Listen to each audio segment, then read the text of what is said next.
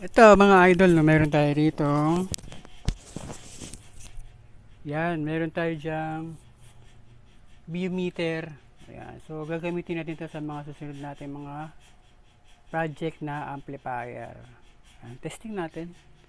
Ayan, bigyan natin ng signal ng audio. Ayan. So ayan mga idol, oh.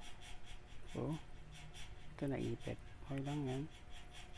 Diba? Ganda. May mga pindutan yan mga idol.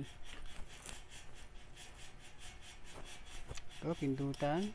Yan, o, di ba? Pwede kang mamili kung anong sequence ang gusto mo.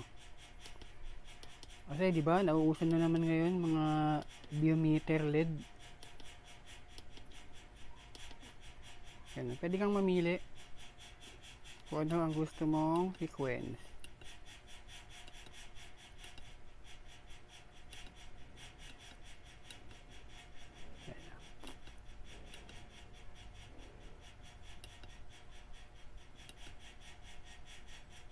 Yan.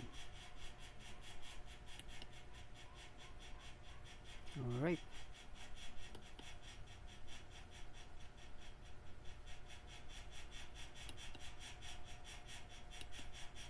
So, marami kang pagpipilian dyan kung ano yung gusto mong laro ng ilaw mo.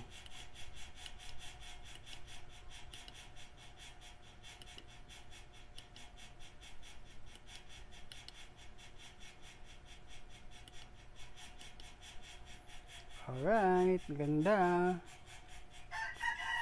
Siyempre, mamimili ka ng kulay ng gusto mo dyan, no? Kasi, pag binili mo yan, ay meron siyang variation kung anong kulay ang gusto mo. Ayan.